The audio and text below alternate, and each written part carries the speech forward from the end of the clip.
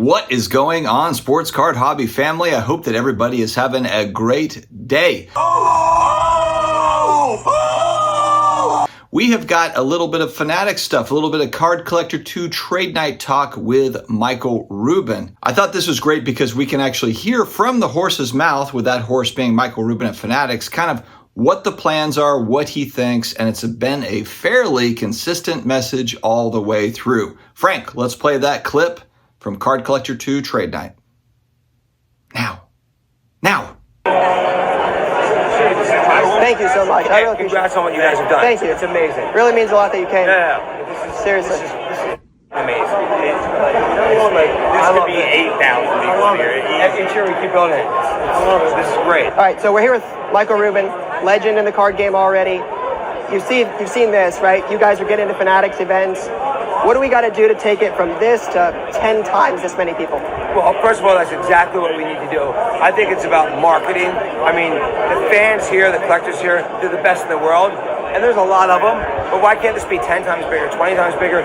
It's really about educating people. At Fanatics, we have 100 million sports fans that buy from us, but so few of them buy and are in the hobby. We got to convert those fans, and to me, these are the best fans, and we just got to keep spreading the word. It's really all about marketing. I think what you're doing right now, spreading the word, but it's really all about marketing. We think the number one thing we think about is growing the hobby. Awesome. Like, how do we 10x it? And so as you can see, Michael Rubin very fired up. Speaking of fired up, big thanks to today's video sponsor, VeriSwap. Check these guys out, making trades very easily on their app. You can add cash to it. It's all verified. Great app for trading cards. And we see how big trade nights are. We're sitting here making a video talking about trade nights. You can also just trade on your phone. It's getting easier. Apps, technology, making it all happen. So definitely check out VeriSwap. All right, so a couple of comments that Michael Rubin makes here that I really thought were interesting is basically he says, look, we've got 100 million people that I assume that he's talking about his database, people that have bought Fanatics products in the past,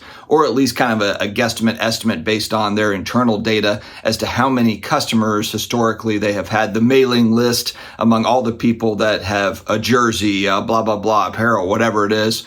It's a lot of people. I mean, 100 million people. How many people are in the world? 6, 7 billion? 100 million people have had some sort of interaction with Fanatics. Education and marketing. Those are the two things that he talks about a lot. And it's very consistent. He's been consistent about marketing. You've seen Topps has come out with new commercials, this, that, and the other thing. Marketing is not new to the sports card hobby, as we know. Let's cue the 90s Fleer Ultra commercial.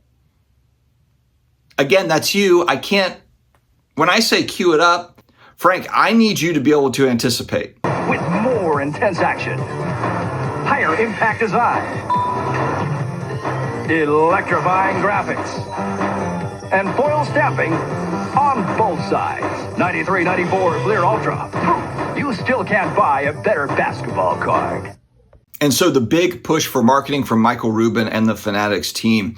We have never in the hobby seen a company of this size. We've talked about it, Fanatics, and as a well-rounded of a customer base.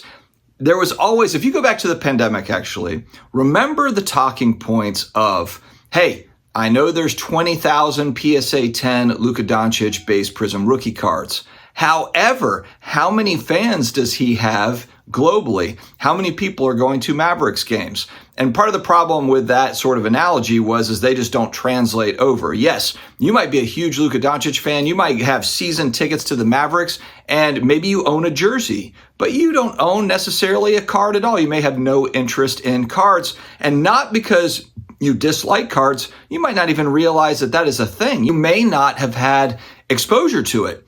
And so I think that's really what he's hitting at here is education, people just understanding what is out there, making really cool products to where people are like, oh man, this is a cool addition to the other Luka Doncic stuff that I've got. You know, I've got a signed jersey. I'm a season ticket holder. I like to go to Mavericks games. And now I've also got kind of my own little Luka Doncic card collection. For example, this is one example. So I think from his standpoint, he's thinking, hey, look, people just don't know about this. Now, I think that people know about baseball cards. If you ask the average person on the street, what are baseball cards? People understand, hey, people collect baseball cards. But do people understand the full scope of trading cards? Meaning, you know, all the different varieties of basketball, football, hockey, And then also you've got non-sports and, all the other things that are out there and coming out there. I'm a Stranger Things fan. They're releasing Stranger Things products. They've got a lot of Star Wars stuff. There's all sorts of kind of different things that are happening in the trading card space. And so education and marketing, it seems as if there is going to be a pretty heavy blitz. And it's all about converting sports fans into collectibles buyers. So he wants you to buy the Fanatics jersey. He wants you to buy the Topps products. He wants you to use the live streaming service. It all wraps together, and I think it's really going to put pressure on that whole, what is the phrase? It's nurture versus nature. A lot of people say, hey, collectors are not made, they are born. Well, Michael Rubin, I think, is going to put that theory to the test. Maybe some of them are born. Obviously, a lot of us are born. We have that kind of trait. But maybe collectors can be made as well. Or maybe there's a lot of kind of these dormant, collectors. They don't know they're collectors yet, but they've got the gene, and Michael Rubin is going to try to convert them over. So it is an exciting space to watch because, again, like I said, historically, there's not really been a company of this magnitude that's going to put this much effort into it. He keeps saying, hey, this is 1%. We're just getting started. I've heard him say that many, many times recently over the last 6 to 12 months. And so if that really is true, if that is true that, hey, we're just getting started, we've got Fanatics events coming next year. What is that going to look like? A lot of talk as well about more access to athletes. And with the Fanatics events stuff that they had announced, they're also including not just athletes, but pop culture people, fashion, movie stars, athletes, all these different kind of non-sports figures that are culturally relevant could be added into the mix for all of this sort of stuff for collectibles.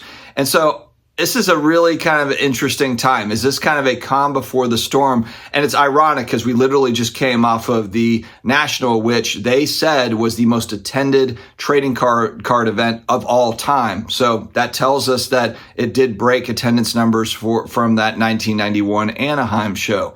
It's just going to be really fun to kind of watch this. I like the idea of a variety of shows. I don't think Fanatics Events is trying to take over what the National is. I think it's trying to be in addition to. It doesn't want to necessarily compete because, frankly, I think the National is great for Topps and Fanatics. I think that they want that show to flourish. They just want other shows to flourish as well. Ryan in that video had asked Michael Rubin, how do we 10x this or 20x this? And he said, hey, look, we're going to figure it out. That's the plan. You heard it. We played the clip. So I don't know. This is a really kind of fun time. We're coming off the back of the National, which again was a spectacle to behold with all the people, all the additional booth space. It was pretty incredible for this little niche sports card, non-sports card hobby.